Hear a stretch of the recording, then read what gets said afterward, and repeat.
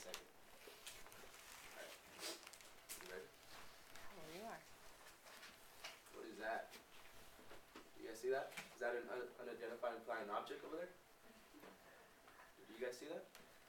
Well, don't worry if you guys didn't see it.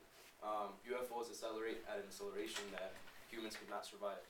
Just like when you're on a roller coaster, right? You feel that pressure, your whole body squishing together, right? Just like the sighting I had right now, 90 to 95% of them are identifiable. However, the 5 to 10% of them are unidentifiable, which that leaves us with the question: what could that possibly be? Today, I want to share a couple of different type of UFO sightings and cover-ups from the government.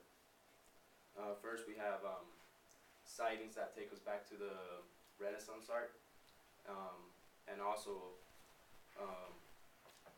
stories about astronauts, like Edwin Aldrin, who reported to have seen a UFO during his journey to the moon.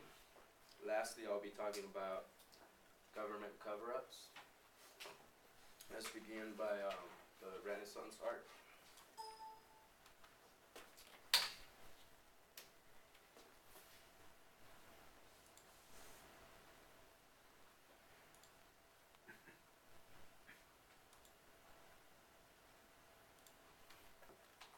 Right here on your left-hand side, we have the Annunciation, painted by Carlo Crevilli in 1486.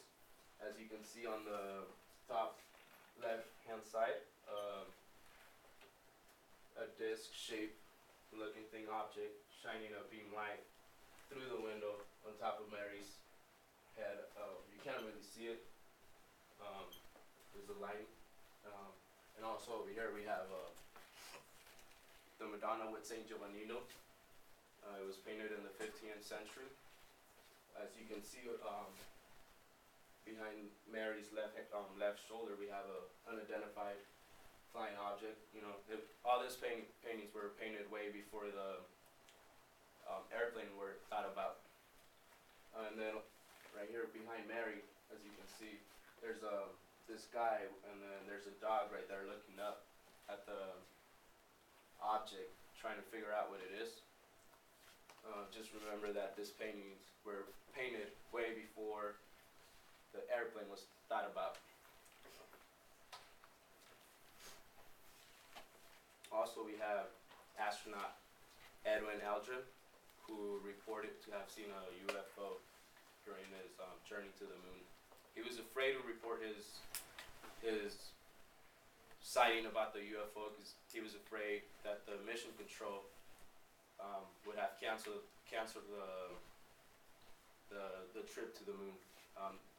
He was probably afraid of reporting it because they were going to cancel it for extraterrestrial invasion or something like that. That's what he said.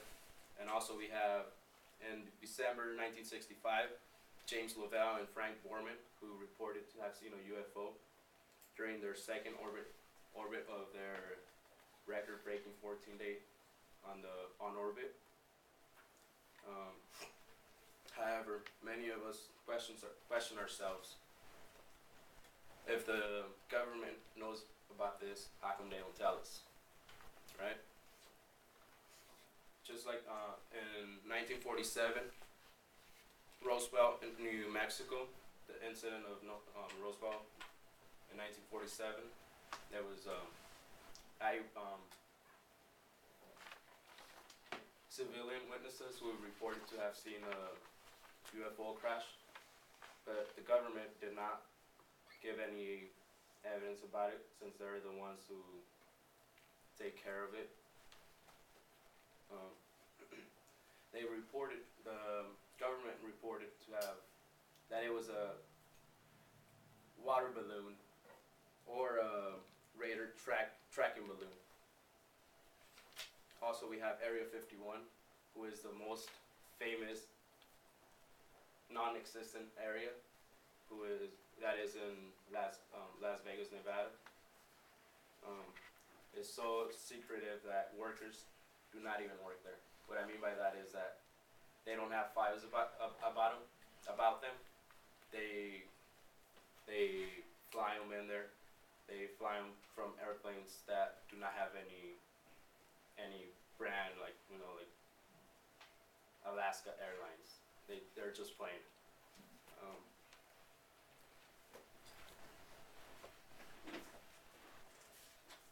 Now that you guys know about the different type of sightings, many of us,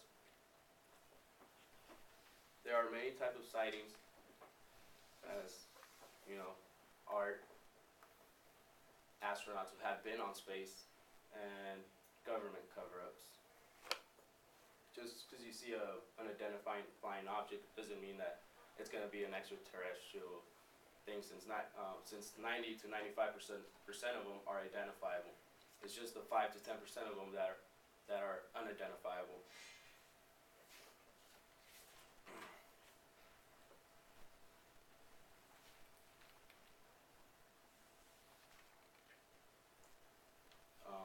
Not everything goes public because the government is the one that takes care of all the UFO crashes or extraterrestrial life. So nothing goes public. They're the ones that pretty much tell the media what to say. And my name is Ricardo Garcia, and thank you.